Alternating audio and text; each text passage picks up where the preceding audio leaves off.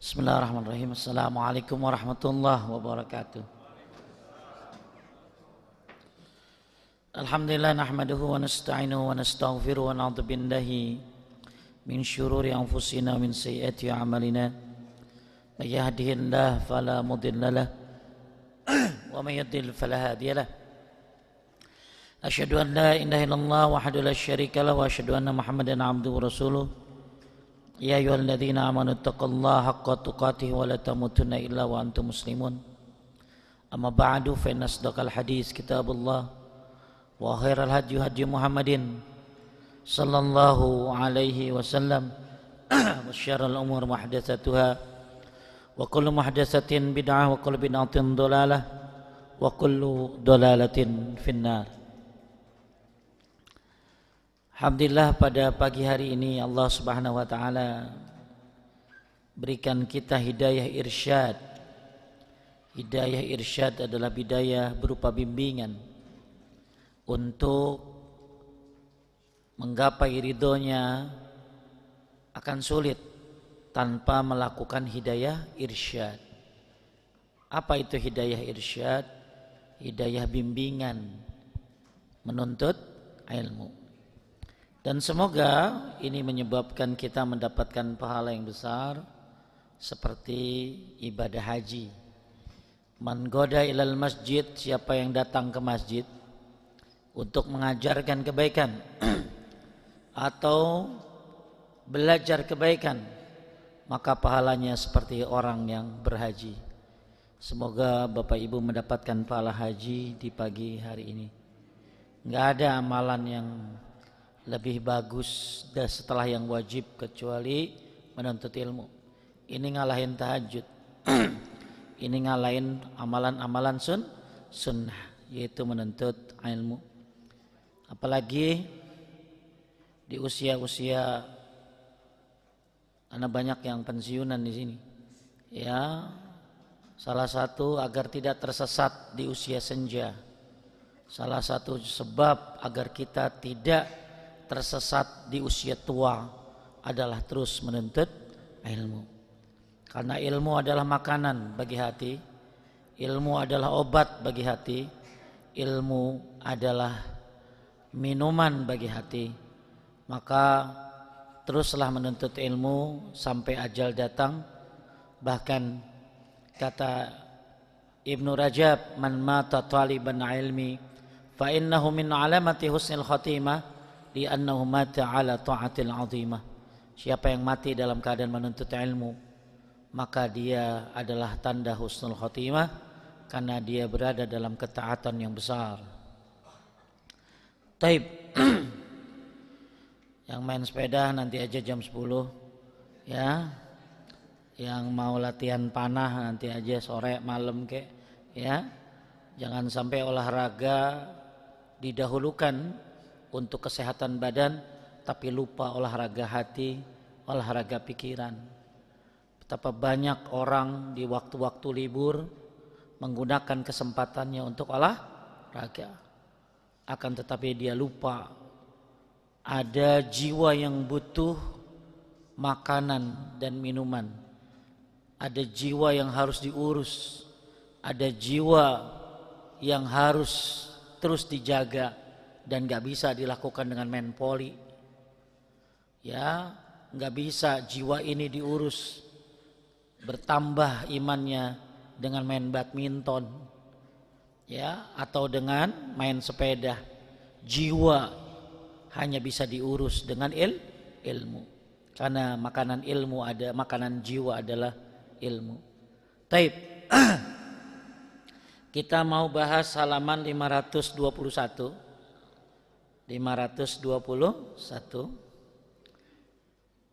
Mungkin kalau ada yang sempat datang ke rumah saya banyak kitabnya di rumah ya. Ada jilid 2-nya malah. Mungkin bisa ditaruh di sini biar enggak nyempitin rumah saya juga ya. Taib. Mungkin Pak Ihsan itunya siapa? Yang pilot. Ya, mungkin bisa ngambil bukunya karena saya lihat belum pada megang buku bapak-bapaknya. Emang bapak-bapak mah kagak doyan megang buku. Ya, Ya, megang HP. Disuruh apalan ge kagak ada yang setoran sampai hari ini. Ya, emang capek banget ya. Sampai akhirnya yang lab saya gitu ya. Dah saya.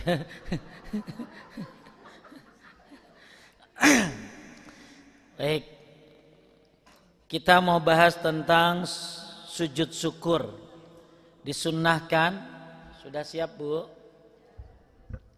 Sujud syukur disunnahkan pada saat mendapatkan kenikmatan baru atau berhasil mencegah penderitaan yang sudah muncul sebabnya, sehingga orang muslim selamat darinya.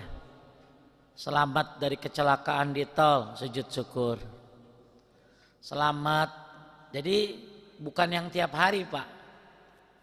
Karena ada orang setiap habis sholat wajib dia sujud syukur. Ini salah. Pernah lihat nggak orang habis assalamualaikum warahmatullahi, assalamualaikum warahmatullahi, dia sujud syukur. Karena sujud syukur ini, kenapa Pak Ustadz nggak boleh? Kan bisa sholat itu suatu hal yang luar biasa. Karena sholat itu wajib. Yang kedua, justru sholat itu tanda syukur. Apa dalilnya? Inna a'tainakal kautsar, kami telah memberikanmu nikmat yang banyak. Fasholli li rabbika wanhar, maka sholatlah. Jadi antum sholat itu syukur kepada Allah.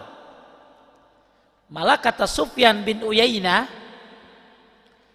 siapa yang sholat 5 waktu berarti dia telah bersyukur kepada Allah. Dan siapa yang berdoa kata tasyahud akhir, doa tatkala apa tadi? Tasyahud akhir, maksudnya sebelum salam, doa buat orang tua seperti pakai surat Ibrahim ayat berapa? 41, Rabbana gfirli wali walidayya walil mu'minin, maka dia telah bersyukur kepada kedua orang tua. Kan kita disuruh apa? Bersyukur kepada Allah, bersyukur kepada orang tua. Bagaimana caranya bersyukur kepada Allah? Salat 5 waktu. Bagaimana caranya bersyukur kepada orang tua? Doakan orang tua tatkala apa tadi? Tasyahud akhir. Ini berarti dia bersyukur kepada siapa? Orang tua. Ya. Taib. Kembali lagi kita mau bahas tentang sujud syukur ketika dapat apa? Nikmat yang baru. Ya, ketika terhindar dari sebuah musibah atau apa? Ada orang sesat yang meninggal dunia. Ya, siapa kira-kira di pikiran Anda yang sesat tuh? Yang sering jelek-jelekin Islam. Ya, maka mati dia, boleh ngapain tadi, Pak? Sujud syukur. Jadi sujud syukur itu bukan karena apa tadi? Gembira, bukan hanya karena dapat nikmat. Kan dapat nikmat juga, Pak, kalau ada orang sesat mati mah. Misalnya tuh Benyamin, siapa tuh namanya? Netanyahu mati, wah kita mau sujud syukur lama banget ke dunia.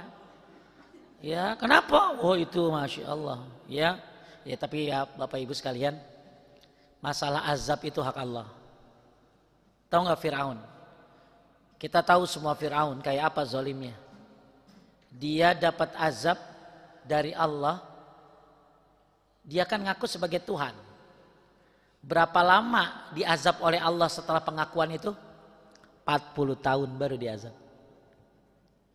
Jadi Fir'aun bilang dia ini Tuhan. Setelah 40 tahun baru Allah azab dia. Berarti apa? Azab bukan urusan kita. Kita kan kadang-kadang, ngapa sih kagak diazab tuh istri Wil? Ngapa sih? Ya kagak dimatiin aja ya Allah. Akhirnya di sini orang jadi suuzon sama Allah. Maka hati-hati ya, urusan azab urusan siapa? Allah Subhanahu wa taala. Fir'aun saja diazab oleh Allah setelah dia mengaku sebagai Tuhan 2 kali dia ngomong. Ya, 2 kali dia ngomong sebagai apa tadi? Tuhan. Setelah itu diazab setelah 40 tahun. Maka bersabarlah terhadap saudara-saudara kita di Palestina, doakan terus. Semoga Allah mudahkan urusan mereka. Amin. Baik, kita lihat lanjut hal itu. Hal itu didasarkan pada hadis Abu Bakrah radhiyallahu anhu dari Nabi SAW. bahwasanya jika beliau mendapatkan sesuatu yang menggembirakan beliau atau yang membuat beliau senang karenanya, beliau menyungkurkan diri seraya bersujud sebagai rasa syukur pada Allah yang Maha Suci lagi Maha Tinggi. Taib, Nabi SAW kalau mendapatkan sesuatu yang menggembirakan, membuat beliau senang, maka beliau bersujud kepada Allah Subhanahu wa taala. Bapak, Ibu, kalau ditanya berapa kali kita dapat kegembiraan? Banyak? Ya, sering sujudnya? Sujud syukur. Kalau sujud sholat mah pasti sering. Tapi kalau sujud mah syukur mah jarang. Ya, tapi sebenarnya kalau salah satu cara ngikutin Nabi SAW ketika mendapatkan sesuatu yang menggembirakan, yang bikin senang, maka beliau sujud syukur. Syekh Abdurrahman As-Sa'di rahimahullah mengatakan, wa kadzalika idza tajaddadat lahu ni'amah. Begitu pula ketika seorang mendapatkan nikmat baru, rumah baru, apalagi Pak yang baru-baru? Nah, saya tahu pikiran bapak-bapak tuh, ya. Ya, aki-aki ge sama pikiran jam gitu ya. Ya. Ya. Kalau dapat nikmat baru, mobil baru, apalagi Pak? Ya, itu ada di pikiran bapak-bapak dah, ya. Maka kata Syekh Nasir As-Sa'di dalam kitab Manhajus Salikin, wa kadzalika idza tajaddadat lahu ni'amah, sujud syukur itu ketika seorang mendapatkan nikmat baru atau au indaf'at anhu nikmah. Bedain antara nikmat dengan nikmah. Pakai apa tuh? Nikmat pakai qaf sama pakai ain. Kalau pakai ain ni'amah berarti kenikmatan. Tapi kalau pakai qaf itu artinya musibah. Ya, makanya ibu-ibu urusan bener-benerin urusan saya. Ya, bacaan-bacaannya. Kalau bacaannya keluar dari arti yang lain, saya akan protes. Tapi kalau enggak, ya masih bisa dimaklumi. Ya kadang-kadang ibu-ibu kan pada setoran hafalan Pak, mantep banget ya. Tapi luar biasa, emang setoran hafalan yang paling semangat ini nih, grup Usul Khotimah ini. Luar biasa, ya Masya Allah ya Bu ya. Pertahankan, terus menyala, ya. Ya sampai ustadznya jadi kejar Pak. Ustadz punya saya kagak dikoreksi. Lu kira ustadznya pengangguran, nanti nungguin saya senggang, ya. Sampai dikejar, kayak punya dosa saya Pak gitu loh. Ya makanya kalau ada yang setoran saya langsung Pak, takut. Ya emang nenek-neneknya barbar gitu ya. Ya. Taib. Jadi ketika indafa'at anhu nikmah, pakai apa tadi? Qaf, bukan pakai ain. Terselamatkan dari suatu musibah. Kayak di Bandung kemarin kan Pak, tabrakan beruntun. Ya ternyata ibu kok jadi belok ke sana, nggak lewat situ atau ada di situ tapi terselamatkan, keburu berhenti atau apa, atau makan di Ciganea, ya, tahu-tahu lah tadi kan saya lewat situ, alhamdulillah nggak kejadian. Harusnya apa tadi? Sujud syukur, ya Masya Allah nih ya. Kemudian sajada lillahi syukran, karena seorang mendapatkan nikmat yang baru, kemudian terselamatkan dari musibah, hendaknya dia bersujud kepada Allah. Ungkapan apa tadi? Syukur. Wa hukmu sujudu syukri ka sujudi tilawah. Hukum sujud syukur kayak sujud tilawah. Sujud tilawah Pak, sujud tilawah itu udah kita bahas kan kemarin ya. Ya, setiap ada ayat sajadah kita ngapain? Sujud tilawah. Itu hukumnya kayak sujud syukur, kayak sujud tilawah. Berarti apa? Sunnah yang termasuk sunnah yang sangat ditekankan. Taib. Kita lihat dalil-dalilnya, lanjut. Dari Abdurrahman bin Auf radhiyallahu anhu, dia bercerita, Nabi pernah bersujud lalu beliau memanjangkannya, kemudian mengangkat kepalanya seraya bersabda. Taib, jadi sujud syukur itu boleh lama. Ya. Boleh apa tadi? Lama. Tapi dan itu bukan sholat ya Pak ya, itu sujud. Tapi kalau Anda sujud terakhir lama, ini bertentangan.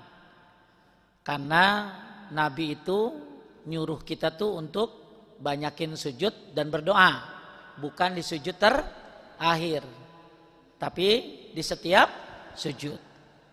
Makanya kalau pengen lama sujud, silakan dalam setiap sholat atau ketika di setiap rakaat, bukan sujud terakhir saja, atau ketika sujud syukur. Maka Nabi SAW pernah sujud syukur, sunnah sujud, dan beliau memanjangkannya.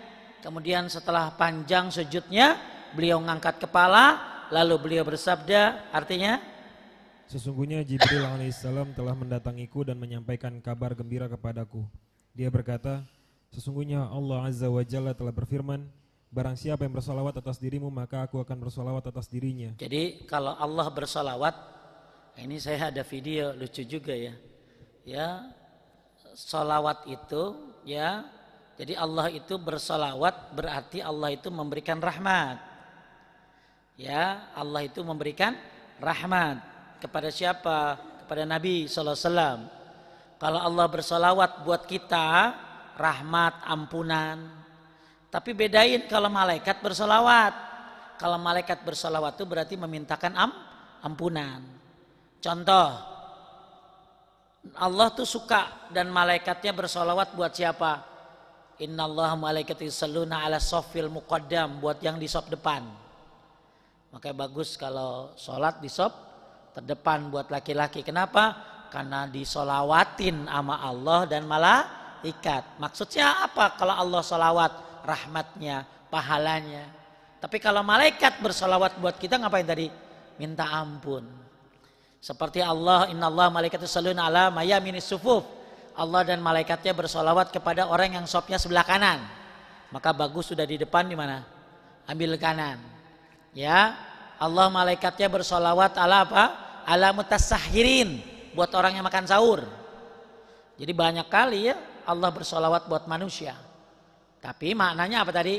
Rahmatnya, pahalanya. Kalau malaikat berarti apa tadi? Memintakan ampun. Ya. Taib.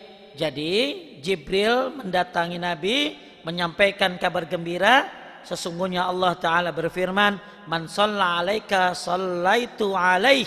Siapa yang bersolawat kepada Nabi SAW, maka Allah bersolawat kepada orang yang baca solawat tersebut. Bahkan dalam riwayat lain Allah bersolawatnya 10. Jadi Anda baca solawat berapa? 1, Allah bersolawat kepada Anda 10. Ya, makanya terlalu hina dan Anda jangan nurutin. Gak pantas penuntut ilmu bersolawat untuk mobil listrik. Ya, ada orang rumahnya bagus, solawatin aja. Ada orang punya ini, solawatin aja. Solawat itu bukan untuk hal receh seperti itu. Solawat supaya dapat apa tadi? Solawat dari Allah, rahmat. Ya, supaya mendapatkan apa? Pahala dari Allah Subhanahu wa Ta'ala. Terus maka rajin-rajin kita disuruh ngapain? Baca salawat. Dan jangan suka titip-titip salawat sama orang yang umrah. Ustaz titip salam ya sama Nabi Muhammad. Lama nitip ke saya mah. Saya naik Emirates. Naik Emirates kan ke Dubai dulu. Ya, apalagi Bapak Ibu nggak ngasih uang jajan. Tambah lupa saya. Mendingan dia baca salawat sendiri sampai langsung. Sampai-sampai ada malaikat khusus. Lillahi malaikatan sayyakhina fil ard. Ada malaikat yang khusus mengelilingi dunia ini. Ngapain tugasnya? Untuk mengambil salawat orang yang baca salawat. Yuballighuni min ummatis salam. Jadi ada malaikat khusus yang tugasnya ngapain tadi? Ngambil, nyari siapa yang baca salawat. Dari ini malaikat sayyahina fil ard, berkeliling di muka bumi ini. Siapa yang baca salawat akan disamperin sama dia. Lalu ngapain? Yuballighuni min ummatis salam. Kemudian dia akan menyampaikan kepada Nabi Muhammad sallallahu alaihi wasallam. Tapi nggak usah nitip-nitip, dengan baca sendiri. Apalagi yang punya bapak udah meninggal. Ya, yang udah bapaknya udah meninggal, cara menenarkan nama ini bukan buat ibu, buat siapa? Bapak. Hadis riwayat Muslim. Kalau kita punya ayah sudah meninggal, terus kita pengen ayah kita ditenarkan oleh malaikat namanya di depan Nabi Muhammad sallallahu alaihi wasallam, maka dalam hadis riwayat Muslim disuruh baca sholawat. Jadi begitu kita baca Allahumma, coba ikutin saya, Allahumma salli wa sallim ala nabiyina Muhammad, langsung malaikat ngambil, langsung nyampein kepada Nabi Muhammad sallallahu alaihi wasallam. Lalu malaikat itu bilang begini, ya Rasulullah, umatmu fulan, lalu disebutkan nama ayahnya, bin fulan, menyampaikan sholawat kepadamu. Jadi ini untuk siapa nih? Buat ayah. Jadi kalau lagi kangen nama ayah, ya baca sholawat supaya nama ayah kita diapain? Ditenarkan di depan Nabi Muhammad sallallahu alaihi wasallam, karena nanti bapak akan disebutkan bersama dengan nama bapaknya. Pak Edi siapa bapaknya? Suparjo, Sukaryo.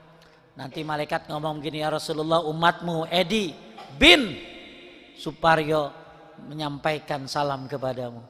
Ya, tuh cara berterima kasih kepada siapa? Ayah. Ya, kadang-kadang bapak makan beda ya sama ibu ya. Bapak makan gendong anaknya di belakang, kalau makan di depan. Ya, kalau ibu kan cuma nanya anak begini, udah makan belum? Kalau bapak apa? Mastiin anaknya nggak kelaparan. Cuman emang yang tenar emak bae. Iya Pak. Iya kan, benar kan? Yang dicinta sama anak tuh emak bae. Maka bapak-bapak tuh suka tersisihkan. Padahal dia nggak ada bapak-bapak kaleng-kaleng, nggak ada. Sakit pun jadi sehat untuk cari nafkah. Ya, kalau anak kita tadinya sehat, pura-pura sakit supaya kagak masuk sekolah. Ya, makanya buat para ayah bahagia. Asalkan anaknya suka ngapain? Baca sholawat. Hadis riwayat Muslim. Dan jarang dibahas tentang bagaimana keutamaan sholawat yang lain. Selain Imam Ibnul Jauzi mengumum ada 10 keutamaan sholawat. Ya, taib, lanjut. Dan barang siapa memberi salam kepadamu, maka aku akan memberikan salam kepadanya. Yes. Aku pun bersujud pada Allah Azza wa Jalla sebagai rasa syukur. Jadi karena Nabi bersyukur, kalau ada orang baca sholawat, Allah akan bersolawat kepada yang baca. Kalau dia ngucapin salam, maka Allah pun akan ngapain? Memberikan salam kepadanya. Maka Nabi bersyukur kepada Allah, karena setiap umatnya baca sholawat, Allah pun akan bersolawat. Setiap umatnya baca salam, maka Allah pun akan memberikan salam. Maka Nabi sujud syukur. Kenapa? Bersyukur kepada Allah Subhanahu wa taala. Kemudian lanjut dari Al-Bara bin Azib halaman 522. Dari Al-Bara bin Azib radhiyallahu anhu bahwa Nabi SAW pernah mengutus Ali ke Yaman. Lalu dia menyebutkan hadis, dia bercerita, lalu Ali mengirimkan surat memberitahukan keislaman penduduk di sana. Jadi gini Pak, Ali itu dapat tugas. Dan Ali itu Masya Allah dapat tugas untuk dakwah di Yaman, di mana banyak Yahudi dan Nasrani. Dan ternyata Ali bisa atas izin Allah mengislamkan orang-orang di mana? Di Yaman. Maka kemudian dia nulis surat, lalu nulis surat kepada Nabi SAW bahwa penduduk Yaman sudah masuk Islam. Ya, akhirnya Nabi SAW sujud syukur. Tuh nama Nabi ya, Masya Allah ya. Sujud syukur itu bukan atas nikmatnya beliau punya ini punya itu. Beliau sujud syukurnya karena bertambahnya umat Islam. Ini bisa kita lakukan. Misalnya ada mu'allaf yang masuk Islam. Ya, misalnya kita dengar berita di UK, di mana di negara-negara kafir sudah mulai banyak masuk Islam. Kita melihat begitu kan senang Pak, bertambahnya saudara kita. Maka Nabi kalau ada, Nabi akan apa tadi? Sujud syukur. Termasuk kita juga boleh sujud syukur karena melihat bertambahnya kaum muslimin. Ya, lanjut.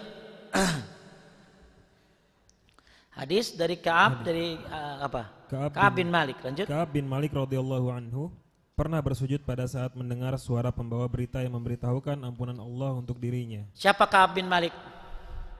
Ka'ab bin Malik ini adalah salah satu dari 3 orang yang ketika diajak perang dia nggak ikut perang. Maka akhirnya beliau dihajar. Hajar itu apa? Diboykot.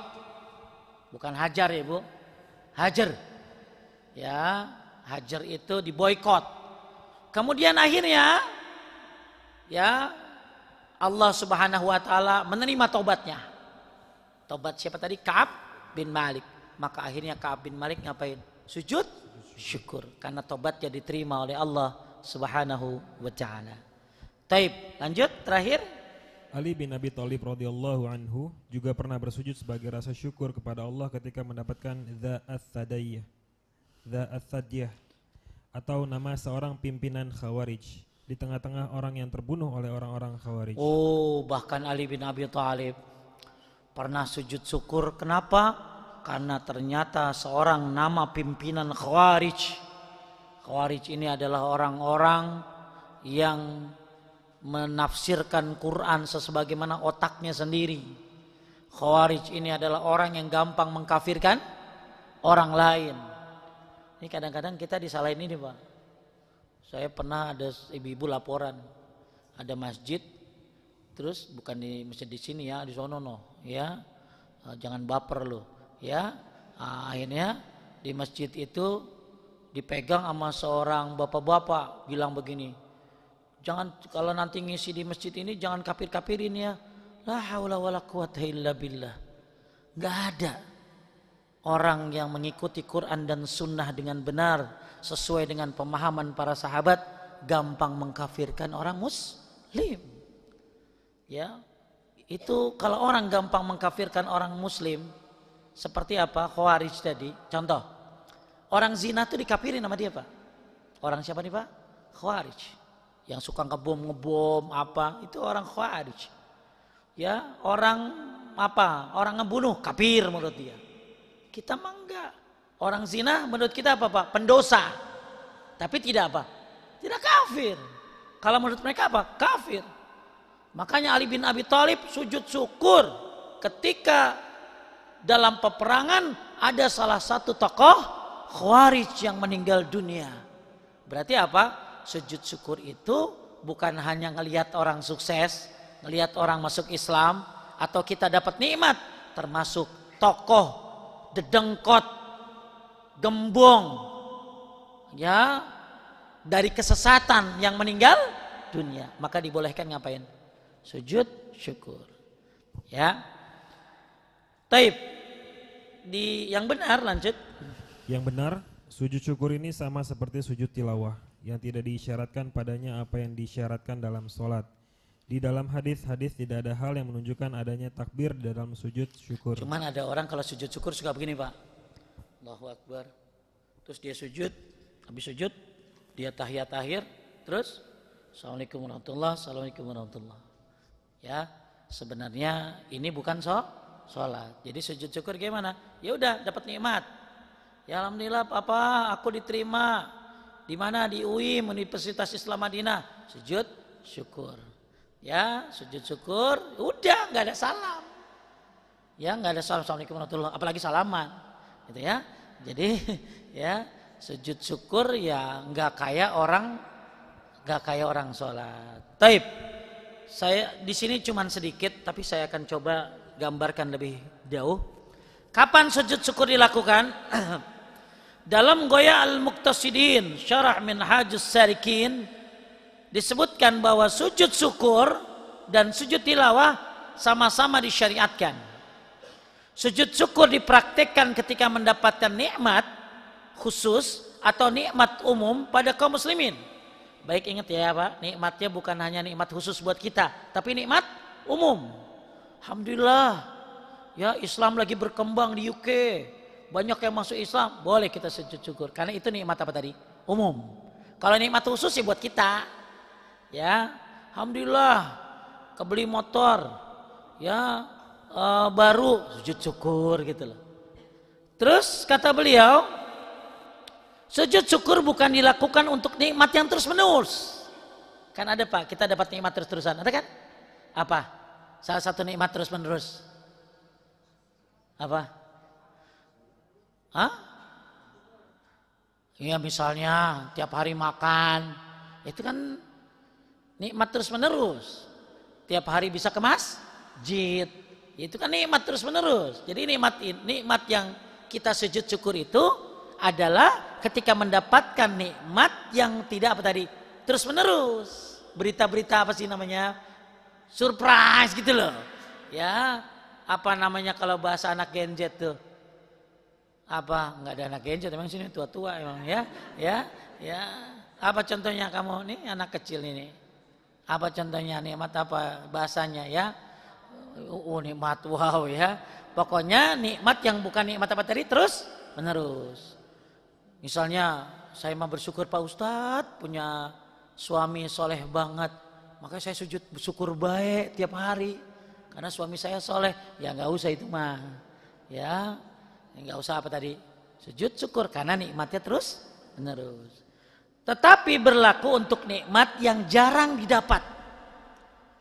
Begitu pula sujud syukur disyariatkan ketika terselamatkan dari suatu musibah khusus ataupun musibah umum pada kaum muslimin. Kalau musibah khusus kita tadinya harus celaka nggak jadi. Kalau musibah umum mungkin alhamdulillah Palestina merdeka, kita sujud syukur. Alhamdulillah haji kuotanya ditambah, sujud syukur ya. Itu namanya nikmat umum. Kemudian contoh pengamalan sujud syukur adalah ketika ini contohnya ketika mendapatkan buah hati yang dinanti-nanti. Kan ada orang ya Pak, ya lama punya anak, kemudian akhirnya dia dapat, maka dia sujud syukur. Mendapatkan harta ya yang mungkin mendadak orang tuanya meninggal, ya dia mertuanya meninggal, terus dia dapat warisan, ya sedih juga kali ya, sedih dulu, baru kemudian kemudian setelah istrinya dapat warisan, nah lakinya senang banget sujud syukur gua gitu loh. Ngapa lu sujud syukur? Kita dapat warisan ya gara-gara bapak kamu mati. Itu berantem Pak, ya. Karena istrinya sedih, bapaknya sujud syukur. Ini jangan, kalau bisa mah kompak gitu ya. Ya. Ya. Kemudian seperti juga mendapatkan jabatan. Ya, makanya mungkin ada di antara bapak-bapak yang tiba-tiba ditelepon sama Prabowo, ya, suruh jadi apa, ya sujud syukur. Atau mendapatkan pertolongan dari musuh. Misalnya dia harusnya dirampok, tiba-tiba selamat, harusnya dia dibegal, ternyata ya akhirnya Allah selamatkan. Nah ini termasuk dari sujud syukur ini. Dan bacaan sujud syukur sama kayak sujud biasa, berarti nggak ada doa khusus. Apa doanya lagi sujud? Ya bapak-bapak belum nyampe. Yuk ibu baca doa sujud apa Bu? Allahumma gfirli zanbi kullahu dikkahu wajillahu wa awalahu wa akhirahu wa alaniyatahu. Udah bapak-bapak diem aja Bu ya, kagak hafal ya. Apalagi Bu? Subhanaka Allahumma Rabbana wa bihamdika Allahumma firli. Nah doanya, atau minimal buat bapak-bapak Subhana Rabbiyal A'la ya. Nah itu doa sujud syukur sama kayak sujud biasa. Taib. Kemudian tata cara sujud syukur sama seperti sujud tilawah, sekali sujud saja. Dan ketika akan sujud hendaklah dalam keadaan suci, kalau bisa dia wudu. Ya kalau bisa, tapi bukan syarat nih. Ya karena ini bukan sholat, cuman afdolnya menghadap kiblat. Walaupun Ibnu Taimiyah bilang menghadap kiblat nggak apa-apa. Kemudian bertakbir, Allahu Akbar, bukan Allah Akbar takbiratul ihram Pak. Takbirnya buat apa? Sujud, Allahu Akbar sujud gitu loh. Ya, bukan apa tadi takbiratul ihram. Kemudian bacaan yang dibaca sama dengan sujud biasa. Kemudian habis sujud, ya Bapak silakan Ibu baca doa sujud yang semuanya dihafal, silakan. Ya. Ada kurang lebih 6 doa sujud. Yang ibu baru belajar udah berapa tuh? Udah 2 ya. Nah, baca silakan. Malah kalau bisa panjang, lamain. Ya. Kemudian diangkat kepalanya setelah sujud dan tidak ada salam dan tidak ada tasyahud. Karena ini bukan apa tadi? Bukan sholat. Ini seperti sujud tilawah. Kemudian jadi Ibnu Taimiyah beliau termasuk membolehkan tidak menghadap kiblat. Ya, termasuk juga ulama lain membolehkan tidak berwudu. Papa, alhamdulillah ya aku hamil. Ya, anak misalnya punya mantu ya hamil, maka ibu boleh wudu dulu ya, lalu menghadap kiblat, tertutup aurat, sujud syukur. Tapi boleh juga langsung sujud. Ya, dua-duanya diperbolehkan. Bapak Ibu sekalian yang dimuliakan Allah Subhanahu wa taala, sebenarnya sujud syukur ini adalah salah satu cara kita apa? Bersyukur kepada Allah Subhanahu wa taala. Tapi banyak cara-cara lainnya kalau kita pengen apa tadi? Bersyukur. Di antara cara-cara lainnya, misalnya gini Pak. Ini kita patut syukuri. Tapi ini tidak patut kita sujud syukur. Karena ini peristiwanya terus-terusan. Kalau sujud syukur gimana tadi peristiwanya? Jarang-jarang. Nikmat kagetan. Atau terhindar dari musibah. Ya, kan kita terhindar dari musibah mah jarang-jarang tuh ya. Maka itu sujud syukur. Tapi kalau dapat nikmat tiap hari, maka kita bisa lakukan selain sujud syukur. Seperti apa? Misalnya gini Pak. Man asbaha minkum aminan fi sirbihi mu'afa fi jasadihi indahu kuta naumihi faka'annama hirat lahud dunya. Barang siapa di antara kalian yang waktu pagi dalam keadaan aman. Aman pagi ini Pak? Aman. Kemudian sehat jasmaninya, sehat. Dan punya makanan pada hari itu. Ada? Wah, ada. Malah saya mah pagi-pagi udah makan cokoprape. Ya, udah makan cheese criseng di sana. Itu udah ritual saya Pak kalau ke sini, ya. Ya, maksudnya kalau ke sini tuh mumpung ini ya sama teman-teman suka makan di situ. Siapa yang pagi-pagi aman, sehat, punya makanan, maka kata Nabi sallallahu alaihi wasallam, faka'annama hiratu lahu dunya, seolah-olah dia diberi dunia dengan berbagai kenikmatannya. Jadi ibu-ibu, masya Allah ya, kita tiap hari dikasih apa tadi? Dikasih dunia dengan kenikmatannya. Cuman 3 tadi. Nggak ada mobil Pak, nggak ada. Ini cuman apa tadi? Aman, sehat, punya makan. Itu aja udah dapat dunia beserta isinya. Belum punya anak-anak yang saleh. Belum punya teman-teman yang baik. Belum punya, itu nggak masuk mobil. Makanya kalau ini bisa dilakukan dengan selain sujud syukur. Kalau sujud syukur untuk nikmat yang apa tadi? Dadakan. Ya, tapi kalau nikmat-nikmat yang Allah kasih setiap hari, ini bisa dilakukan dengan banyak caranya.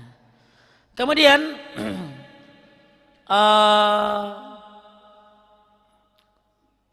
apa di antara cara-cara kita bisa melakukan apa tadi namanya bersyukur kepada Allah selain dengan apa tadi? Sujud syukur. Di antaranya adalah bersyukur kepada Allah. Bersyukur kepada Allah kata Ibnu Qayyim ini ada 3 poin. 1, kita dapat apa nih tiap hari? Maka akui nikmat itu berasal dari Allah. Penting Pak. Ketika kita dapat nikmat, akui bahwa semua itu nikmat dari siapa?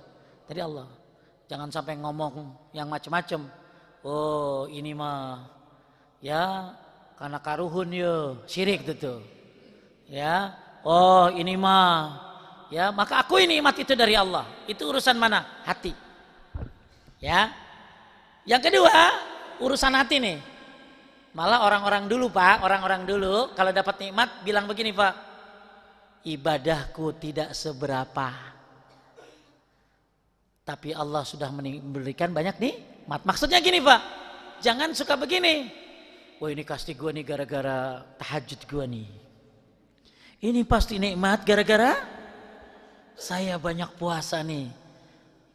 Maksudnya jangan kita menyangka nikmat ini karena kesolehan kita. Akui nikmat ini karena kasih sayang Allah Subhanahu wa taala. Kan orang suka banyak salah, Bu. Contoh, parkiran aja bisa salah tuh. Itu dapat parkiran, rezeki anak soleh. Nggak boleh itu. Ya, jadi kita begitu dapat nikmat, satu, akui ini dari Allah. Dua, ini bentuk kasih sayang Allah, padahal ibadahku belum seberapa, tahajudku belum apa-apa, mungkin sholat juga belum khusyuk, tapi Allah sudah memberikan nikmat ini. Itu adab, Pak. Karena kita nggak boleh merasa suci, kita nggak boleh merasa adalah orang yang tinggi derajatnya, ya. Kita harus merasa kurang. Kemudian yang kedua, puji Allah. Kita bilang apa? Alhamdulillah. Atau alhamdulillahilladzi bi ni'matihi tatimmus shalihat. Ya, saya ulangi. Apa Pak? Alhamdulillahilladzi bi ni'matihi tatimmus shalihat. Segala puji bagi Allah yang dengan nikmatnya sempurnalah amal solehku. Kalau nggak bisa ya sudah, apa tadi? Alhamdulillah. Yang ketiga, bersyukur dengan memanfaatkan nikmat itu dalam beribadah. Ya, punya apa? Motor, mobil, pakai buat apa? Ibadah. Buat kajian, buat bahagiain anak istri. Ya. Jadi itu namanya apa tadi? Kata Ibnu Qayyim, itu rukun syukur. Saya ulangi, Bu. Rukun syukur ada berapa tadi? 3. 1, akui nikmat itu dari siapa? Dari Allah. Ya, yang kedua, puji Allah dengan nikmat tersebut. Makanya kita kalau habis bangun tidur baca apa, Pak? Alhamdulillahillazi ahyana ba'dama amatana walaihin nusyur. Bahkan ada lagi alhamdulillahillazi afani fi jasadi wa radda alayya ruhi wa azinali bizikri. Itu doa yang kedua tuh. Ada yang ketiga, ada yang keempat. Doa bangun tidur, ungkapan syukur kepada Allah. Kenapa? Wa radda alayya ruhi. Allah kembalikan roh kita. Karena roh kalau orang lagi tidur diapain? Dipegang sama Allah. Ya, makanya ketika bangun tidur kita baca doa alhamdulillahillazi afani fi jasadi. Segala puji bagi Allah yang menyelamatkan, menyehatkan badanku. Waradda alayya ruhi, mengembalikan rohku. Ya, waradda alayya ruhi wa azinali bizikri, dan mengizinkan aku untuk berzikir. Berapa banyak orang bangun gak zikir, Pak? Ya, kalau nggak hafal cukup apa tadi? Alhamdulillahilladzi ahyana ba'dama amatana wa ilaihin nusyur. Tapi nanti insyaallah lama-lama kalau udah selesai urusan doa-doa sholat, kita nambah, Ibu. Kita bapak-bapak nggak usah diajak, ya, ya. Taib. Yang ketiga, pakai nikmat itu untuk apa tadi? Mendekatkan diri kepada Allah Subhanahu wa taala. Ini cara yang pertama kita bersyukur adalah dengan apa? Dengan memahami terlalu banyaknya nikmat Allah dalam sehari-hari. Makanya kenapa Bapak sholat? Karena bersyukur kepada Allah. Ya, kenapa Bapak melakukan sedekah? Karena bersyukur kepada Allah. Dan ini rukunnya ada berapa tadi, Bu? 3. Ulangi. Mengakui dari Allah nikmat ini. Kedua, ya apa tadi? Yang kedua, memuji Allah. Yang ketiga, menggunakan nikmat itu untuk mendekatkan diri kepada Allah Subhanahu wa taala. Kemudian yang kedua, ini kita bahas cara bersyukur kepada Allah selain sujud syukur. Merubah sudut pandang. Apa maksudnya Pak Ustadz merubah sudut pandang? Kata Nabi sallallahu alaihi wasallam, ya, unzuru ilaman asfala minkum wala tanzuru ilaman huwa fawqikum. Rasulullah SAW mengatakan, lihatlah orang yang berada di bawah kamu dan jangan lihat orang yang berada di atas kamu. Kenapa? Allah tazdadu ni'matallahi alaikum. Karena dengan begitu kamu tidak meremehkan nikmat Allah yang diberikan kepadamu. Jadi kalau bisa untuk urusan harta, lihat sama yang paling bawah. Ya, istrinya bilang, "Pak, tuh orang tuh, Pak. Ya, lotengnya udah nambah lagi." Ya, "Pak, orang tuh, Pak, istrinya udah nambah lagi." Lu mau gua gitu ya? Udah. Ya, "Pak, maka bagus suka melihat apa tadi dalam urusan harta sama yang paling bawah. Ya, tapi untuk urusan agama lihat sama yang paling atas. Lu kagak sholat ke masjid lu, Pak? Duh, RW aja kagak ke masjid tuh. Jangan. Ya, jadi kalau orang untuk urusan agama lihat sama yang paling atas, tapi untuk urusan dunia lihat sama yang paling bawah. Ya. Nah, ini merubah apa tadi? Sudut pandang. Makanya kalau nikmat kita seringnya lihat urusan dunia sama yang atas, stres, Pak. Jadi kurang bersyukur. Malah saya pernah menemukan orang-orang yang punya gejala BPJS. Budget pas-pasan, jiwa sosialita. Gimana tuh Pak Ustadz? Dia nyewa barang-barang, Pak. Minjem tas. Nyewa apalah supaya kelihatan bagus. Supaya kelihatan keren, kumpul di tengah-tengah orang kaya. Padahal orang itu barangnya minjem. Ya, makanya ada berita apa tuh? Ya, ada orang-orang yang begitu.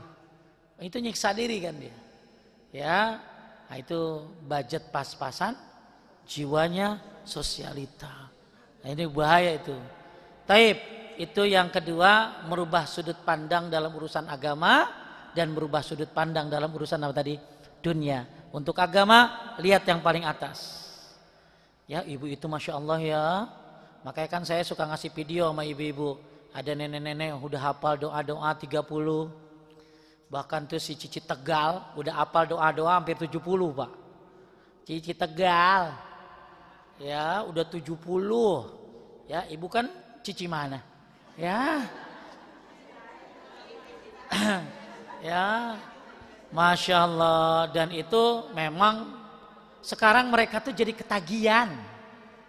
Makanya saya kalau lihat istri saya lagi mereksain mereka tuh senior-senior, saya juga kaget. Ini panjang-panjang amat doanya. Ternyata berebutan sekarang karena udah ketagihan. Nikmatnya bisa menghafal doa-doa dalam sholat. Bahkan mereka udah doa-doa yang panjang-panjang. Ya, nah itu semuanya adalah untuk urusan apa tadi? Agama. Untuk urusan dunia lihat apa yang paling bawah. Yang ketiga, selain sujud syukur, apa tadi yang pertama? Apa tadi yang pertama tadi? Bersyukur nikmat Allah Subhanahu wa taala, ya, dengan berapa poin tadi? 3. Apalagi yang sehari punya apa tadi? Aman, sehat, punya apa tadi? Punya makanan, maka dia telah dikasihi Allah dunia dan seisinya. Ya. Memang Pak, orang terkaya itu katanya Elon Musk, nomor 2 dia. Saya tadi malam lihat ternyata orang terkaya di dunia ada selain Elon Musk. Itu duitnya luar biasa, triliun-triliunan. Ternyata itu pun baru nomor 2. Elon Musk ternyata nomor 3. Ternyata yang terkaya di dunia adalah orang yang bisa qobliyah subuh. Betul? Karena lebih baik daripada. Jadi Bapak boleh agak sedikit sombong sama orang kafir. Elon Musk mau dibawa gua. Kenapa? Gua bisa qobliyah subuh. Ya, Masya Allah Bapak-Bapak ya. Udah bangga Anda lebih baik dari Elon Musk ya. Taib. Yang ketiga, ini termasuk bentuk syukur Pak. Berdoa kalau lihat orang kena musibah. Kenapa? Karena dia nggak kena, paham nggak? Doanya ikutin saya. Alhamdulillahilladzi afani mimma ibtalaka bihi wa faddalani ala katsirin mimman khalaqa tafdila. Siapa yang baca doa ini ketika melihat musibah, lihat tabrakan, baca. Lihat orang jatuh, baca. Lihat orang cerita, aku habis di ring jantung, baca doa ini. Habis ngelihat ada orang yang dioperasi, kebakaran. Bahkan kata ulama salaf, ngelihat orang sesat. Ngelihat orang sesat, orang ateis, lagi naik daun. Ya, maka kita baca doa ini. Maka siapa yang baca doa ini, dia nggak akan kena musibah itu sampai dia mati. Ada yang hafal? Alhamdulillah ya, tuh ibu-ibu ya, bapak-bapak cukup alhamdulillah saja ya. Sekali lagi alhamdulillahilladzi afani fi jasadi wa radda alayya ruhi wa azinali bizikri. Salah ya, itu mah doa bangun tidur. Lagi alhamdulillahilladzi afani mimma btalaka bihi wa faddalani ala kasirin mimman khalaqa tafdila. Nanti saya share di grup ya, di grup bapak-bapak, di grup ibu-ibu, nanti ibu-ibu share ke grup bapak-bapak karena saya sudah keluar dari grup bapak-bapak ya. Ya, jadi saya mempraktekkan afwan analab gitu ya. Dah, jadi itu doa. Siapa yang baca doa itu, lalu dia tidak akan kena musibah yang dia lihat sampai dia mati. Saya tanya, sering lihat orang tabrakan? Apalagi yang suka lihat Instagram. Sering lihat kita, apalagi yang suka di jalanan nyetir. Bapak-bapak kerja, suka lihat orang berantem. Orang lihat berita ada orang dibunuh. Naudzubillah, lihat anak diperkosa. Astagfirullah wa atubu ilaih. Anak kecil SMP diperkosa sama 10 orang. Kita cuma bisa apa? Astagfirullahaladzim kan? Tambahkan alhamdulillahilladzi afani mimma btalaka bihi wa faddalani ala katsirin mimman khalaqa tafdila. Apa artinya Pak Ustadz? Ya, segala puji bagi Allah yang telah menjagaku dari musibah yang menimpamu. Alhamdulillah afani mimma btalaka bihi. Segala puji bagi Allah yang telah menjagaku dari musibah yang menimpamu. Mu ini siapa nih? Orang yang kena musibah. Ya. Kemudian wa faddalani, dan melebihkan aku dari atas kebanyakan manusia dengan kelebihan yang banyak. Wa faddalani ala katsirin mimman khalaqa tafdila. Jadi ini ungkapan syukur. Ya Allah, terima kasih Kau hindari aku dari musibah yang menimpa orang itu, dan Engkau telah memberikan apa? Melebihi aku apa? Kenikmatan yang banyak. Maka siapa yang baca doa itu ketika melihat apa tadi? Musibah, maka dia akan terhindar dari musibah itu. Musibah itu bukan hanya kecelakaan. Kan ibu-ibu suka cerita penyakitan, betul nggak? Ya Allah Bu, kemarin saya habis di operasi ini itu. Kan ibu-ibu orang soleptek. Astagfirullah, Masya Allah, tabarakallah, syafakallah. Ya cuman gitu doang. Harusnya baca doa apa?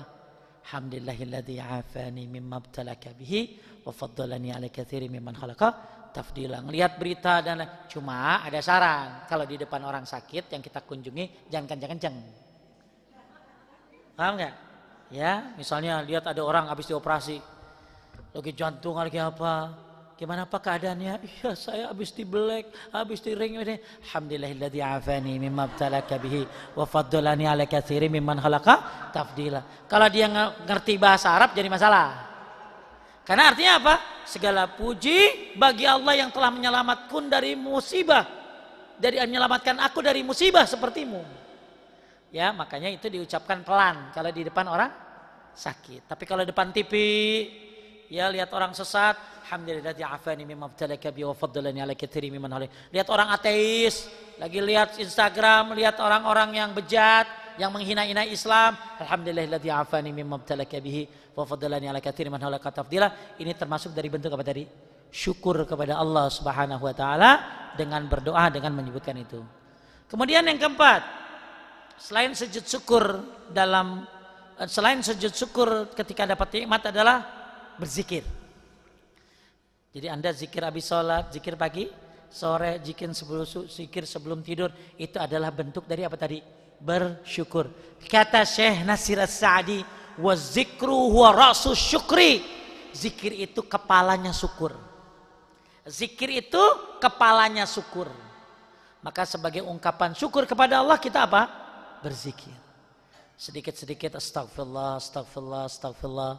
Sedikit-sedikit subhanallah wa bihamdihi subhanallahil azim. Kenapa Anda banyak berzikir kepada Allah? Ini adalah bentuk syukur kepada Allah Subhanahu wa taala. Kemudian yang kelima, selain sujud syukur, bagaimana cara mengungkapkan syukur kepada Allah dengan menyebutnya? Perhatikan Pak, maka kita suka dengar firman Allah, fa'amma bini'mati rabbika fahadis. Maka nikmat yang Allah berikan sebutkan. Nah ini banyak disalahpahamin sama ibu-ibu yang suka flexing. Lagi di luar negeri dia foto, ya dia foto, tapi foto di situ ada kesombongan. Maka udah tipis nih Pak. Kita boleh nyebutin nikmat. Alhamdulillah, ana insyaallah tahun ini berangkat haji. Boleh nyebutin begitu. Tapi kalau bisa nyebutin nikmat juga sama orang yang seneng. Tapi kalau ibu nyebutin nikmat ibu sama orang yang jutek, sama musuh ibu, bisa-bisa ibu kenain. Pasti dia ngomongnya apa? Duit dari mana lu? Korupsi lu? Ya, tuyul nih. Nah ini makanya sebutkan nikmat. Makanya kalau kita ngimpi baik, boleh diucapin? Boleh. Tapi sama orang yang seneng. Tapi kalau sama orang yang gak senang, yang emang benci kita gak usah disebutin. Taib. Dari Jabir bin Abdullah radhiyallahu anhu berkata Rasulullah SAW, barang siapa yang diberi sebuah pemberian lalu yang ia dapatkan, maka hendak ia membalasnya. Apabila ia tidak mendapatkannya, maksudnya tidak bisa balas, maka hendak ia memujinya. Barang siapa yang memujinya, sungguhnya telah bersyukur, dan barang siapa yang menyembunyikannya, sungguh dia telah mengingkarinya. Jadi kalau kita disebutin, syukur. Pas sebutin Pak. Ya, alhamdulillah, anak kemarin diberangkatin haji sama Pak Ihsan. Sebutin boleh tuh. Ya, tapi kalau bisa jangan ada Pak Ihsannya. Ya, lebih baik di tempat lain. Itu cara apa tadi? Bersyukur kepada Allah. Tujuannya bukan untuk sombong. Tujuannya adalah mengamalkan firman Allah Subhanahu wa taala. Cuman maka yang tadi saya bilang, kalau bisa nyebutinnya sama orang yang senang sama kita. Ya, hadis diriwayatkan oleh Abu Daud. Jadi kita kalau dapat nikmat, maka hendaknya membalasnya, balas nikmatnya. Kalau nggak bisa, kita sebut. Ya, kita sebut, kita memujinya, dan barang siapa memujinya, sungguh ia telah bersyukur kepada Allah. Alhamdulillah, anak kemarin bisa masuk Universitas Madinah. Itu ditolong sama fulan, rekomendasi dari fulan. Nah disebutin begitu tuh tanda kita bahagia, ya. Dan salah satu daripada sunnah adalah menyebutkan nikmatnya. Tapi ingat, bukan untuk pamer, tapi untuk mengungkapkan nikmat saja. Kemudian yang keenam, yang berapa? Terserah sama ibu mau nomor berapa deh ya. Bagus kalau orang bersyukur, selain sujud syukur adalah ketika dapat nikmat dari orang, Allah memberikan nikmat lalu orang itu memberikan pada orang lain, katakan jazakallah khairan, ya. Kenapa? Masya Allah. Ini ya kalau syukran itu ungkapan biasa, bagus. Tapi ungkapan yang paling keren adalah jazakallah khairan. Gak usah pakai kasiran, ya, jazakallah khairan katsir. Karena yang diajarkan sama Nabi cuman jazakallah khairan. Kalau katsir banyak itu boleh sekali-kali aja, gak boleh jadi rutinitas. Kenapa? Ya, karena yang diajarkan oleh Nabi Sallallahu Alaihi Wasallam, ya, dari Abdullah bin Amr, idza qala ar-rajul li akhi jazakallah khairan. Kalau ada orang ngomong jazakallah khairan, artinya apa? Semoga Allah membalasmu dengan kebaikan. Faqad ablagha fis sana, maka dia telah dia telah berterima kasih kepada orang tersebut. Jadi kalau kita dibantu oleh seseorang, katakan jazakallah khairan. Ya, jangan gini Pak. Alfus syakirin, 1000 kenikmatan. Enggak ada sunnahnya. Ya. Jadi kalau mau syukran atau tambah syukran itu hanya ungkapan terima kasih, tapi lebih bagus selain terima kasih katakan apa tadi? Jazakallah khairan. Kenapa? Ya. Karena ternyata ada salah satu hal yang penting yang dikatakan oleh para ulama. Sebagian ulama berkata, apabila Anda tidak mampu membalas kebaikan orang lain, maka perbanyaklah lisanmu berterima kasih dan mendoakannya. Anda mungkin punya orang yang berjasa dalam kehidupan Anda. Nggak bisa balas kita karena terlalu banyak jasanya. Maka Anda bagus berterima kasih kepada orang itu dan doakan dia. Nah, salah satu doa yang bagus apa tadi? Jazakallah khairan. Apalagi ditambah dengan mendoakannya ketika sujud, ya. Bapak Ibu sekalian yang dimuliakan oleh Allah Subhanahu wa taala, bahkan kata Umar bin Khattab, "Lau ya'lamu ahadukum," seandainya salah seorang di antara kalian mengetahui kebaikan fi qaulihi li akhihi, mengetahui kebaikan yang ditujukan kepadanya, maksudnya ketika dia mengucapkan jazakallah khairan, kata Umar bin Khattab, maka tentulah kalian akan memperbanyak ucapan tersebut di antara kalian. Jadi kalau orang tahu gimana kehebatan kalimat apa tadi? Jazakallah khairan, maka dia akan banyak mengucapkannya. Nah, itu bocor, ya Pak? Ini zoomnya, suaranya keluar. Udah mau habis, ya, ya, taib.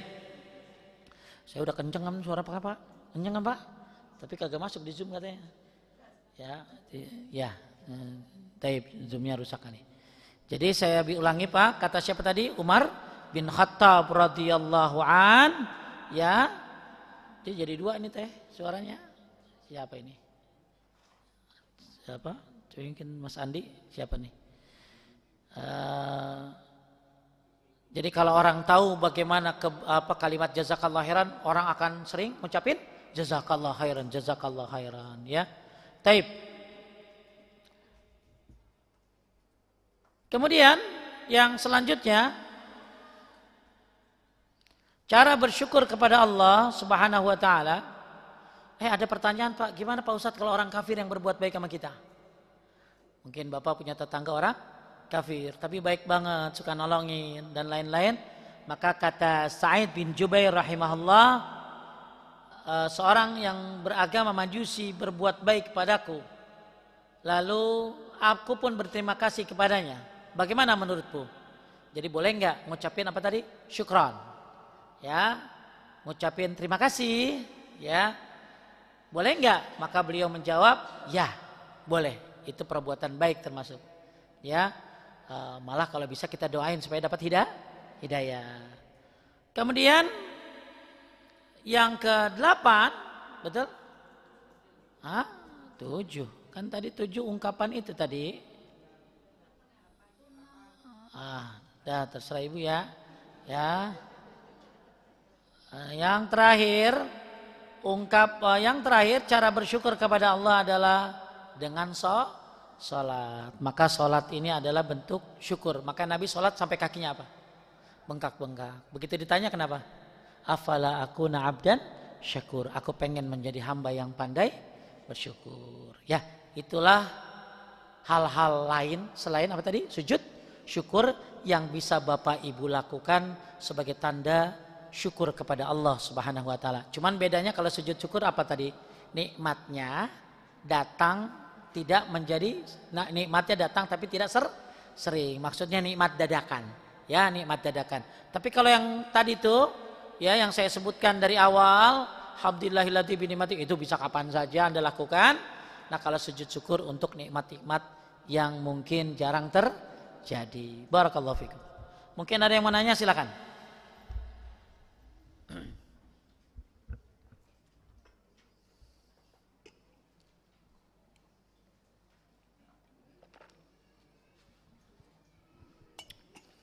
Ada ibu-ibu bertanya, Ustadz, saya kalau duduk antara dua sujud, doanya Rabbik firli warhamni wajburni warfa'ni warzukni wahdini wa'afini wa'afuani, itu dalilnya tidak sahih. Jadi dalilnya tidak sahih.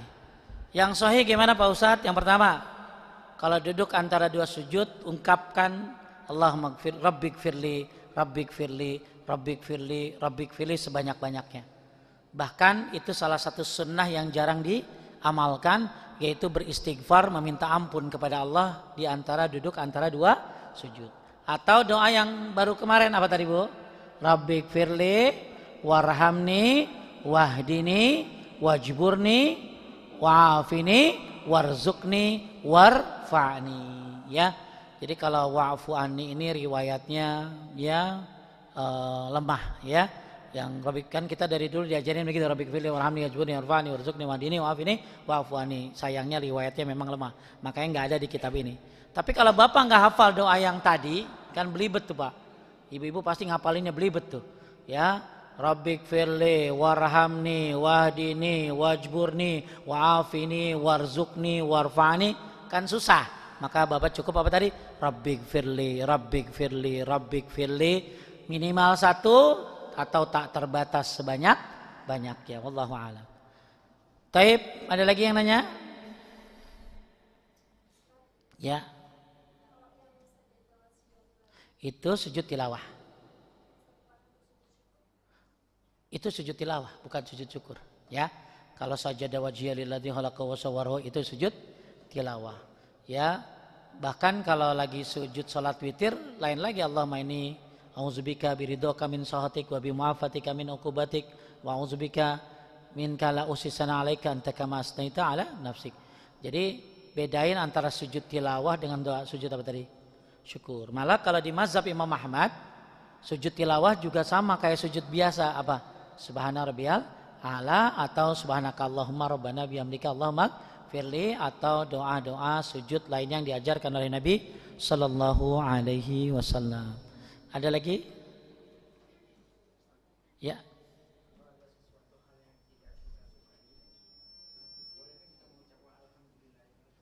Alhamdulillah ala kulli hal.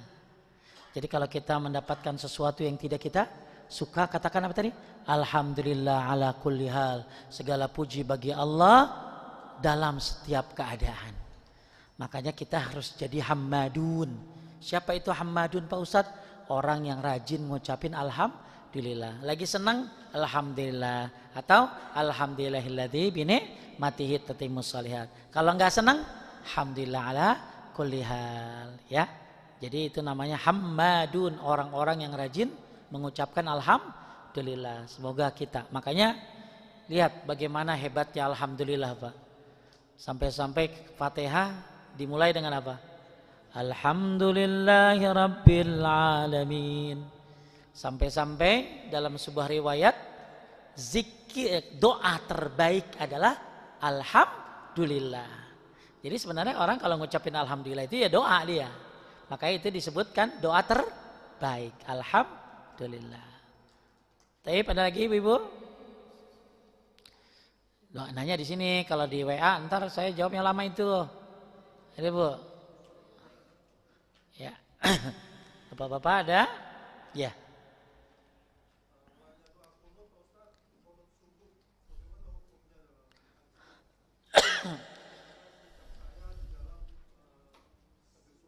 Baik.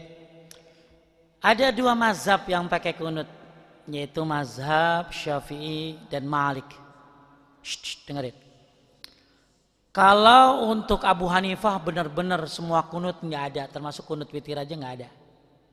Tapi kalau Imam Mazhab Ahmad ada kunut, satu kunut nazilah, dua kunut witir. Jadi Imam Malik ini kan imam Pak, ya, orang yang ahli hadis. Imam Syafi'i juga. Maka disinilah kita saling menghormati. Nah sekarang tinggal imamnya aja, ya. Jadi jangan terlalu apa sih masalah ini tuh jangan terlalu diperuncing gitu ya, karena ini bukan masalah akidah.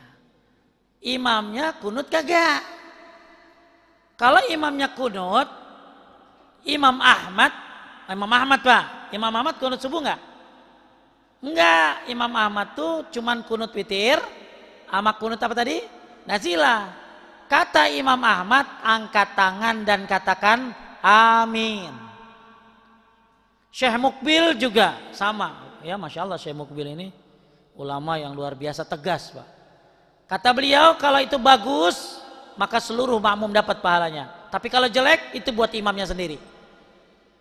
Itu tugas kita mah cuman gitu aja. Jadi kata Imam Ahmad, ngapain kita?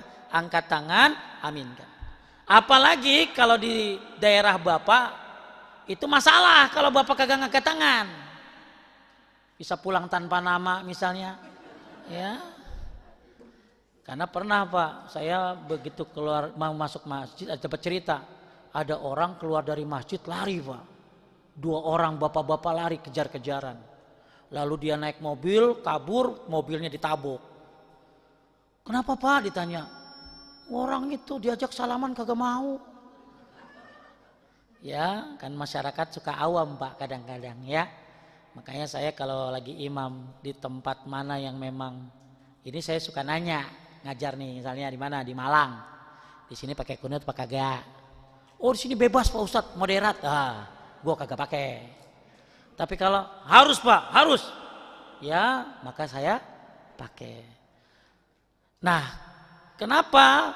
Ya tahriman, menghormati orang-orang yang pakai. Karena jadi kalau Imam Ahmad ketika imamnya kunut disuruh ngapain tadi Pak? Ngangkat tangan dan ngaminin. Tapi ulama lain mengatakan kalau yang nggak mau ya Pak, nggak mau kunut, udah jangan angkat tangan. Lalu doanya apa Pak Ustadz? Nah ini tambahan doanya. Setelah Rabbana lakal hamdu hamdan katsiran thayyiban mubarakan fi, katakan li rabbiyal ham, li rabbiyal ham, li rabbiyal ham, sebanyak-banyaknya. Sampai imamnya apa tadi? Sujud. Ya, itu salah satu doa i'tidal yang jarang diamalkan. Itu ada di kitab ini. Ya, apa tadi doanya? Li rabbiyal ham, li rabbiyal ham, li rabbiyal ham, sebanyak-banyaknya. Ya, nah itu bagaimana imamnya lah. Nah sekarang imamnya kagak kunut, janganlah kunut sendiri. Jadi saya lihat ada bapak-bapak imamnya kagak kunut, dia kunut sendiri. Ya akhirnya ketinggalan. Bahkan mungkin setelah imam selesai dia sujud sahwi karena tadi nggak kunut. Jadi harusnya ngikutin siapa tadi? Imamnya. Ya, ini masalah yang memang harus legowo ya Pak ya. Ya, tapi saya termasuk yang nggak kunut. Tapi saya menghormati karena ini bukan masalah apa tadi akidah, dan ini Imam Syafi'i dan Imam Malik pun melakukannya. Ya, masalah status hadisnya itu panjang omongannya. Ya, mudah-mudahan ya kita tidak tidak memperuncing masalah ini. Cuman kan yang jadi masalah kadang-kadang orang kurang menghargai yang nggak kunut gitu loh. Ya, nah ini yang salah. Harusnya kita saling menghargai. Taib, ada lagi? Ya. Assalamualaikum.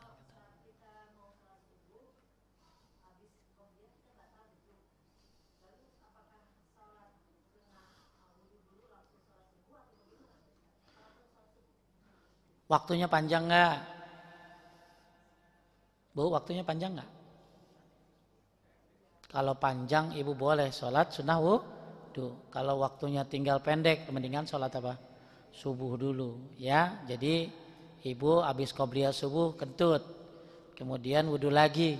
Boleh nggak saya sholat sunnah wudu Pak Ustadz? Boleh kalau waktunya banyak, karena ibu tidak terikat sama masjid kan. Ya, tapi kalau bapak-bapak nggak mungkin. Ya, bahkan jadi kalau bapak-bapak mungkin ketika dia batal ya udah qomat pasti. Ya, nah jadi kalau belum qobliyah subuh kapan lakuinnya? Ayo bapak-bapak yang belum qobliyah subuh datang ke masjid, imam sudah qomat setelah sholat subuh. Ya, cuman kan orang banyak taunya kalau habis subuh kagak boleh sholat. Nah ini pembahasannya harusnya main agak jauh gitu loh. Ya, makanya kalau di tempat saya itu orang yang belum sholat qobliyah subuh pada di belakang pada sholat. Nggak ada yang aneh. Ya nggak ada yang ngeliatin begitu Pak, karena udah pada tahu. Soalnya saya pernah habis sholat, saya belum qobliyah subuh, akhirnya habis sholat subuh saya qobliyah. Itu mata pada ngeliatin saya pada. Shh, Bu, akhirnya apa? Ngomong mereka, kedengeran lagi ganggu saya kan. Itu orang sholat apa tuh? Itu orang sholat apa tuh? Dan dalam hati saya, dalam hati saya kan jadi ngomong, Pak, habis sholat gua jawab lu, habis sholat gua jawab lu. Jadi ganggu gitu. Tapi kalau malu di rumah aja qobliyahnya. Ya, ata itu dilakukan oleh siapa? Qais bin Amir radhiyallahu an. Kalau Imam Ahmad, dia nggak langsung habis sholat subuh nggak langsung qobliyah subuh. Dia nanti dilakukannya di waktu duha. Ya, sebelum sholat duha dia sholat apa tadi? Qobliyah subuh. Kenapa? Untuk menghindari perdebatan larangan sholat setelah subuh. Ya.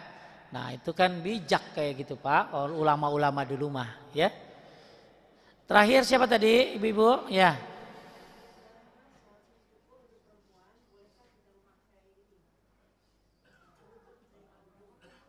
Ibu sholat nggak pakai apa? Oh, sholat sujud syukur di jalan raya, masya Allah, ketabrak atuh.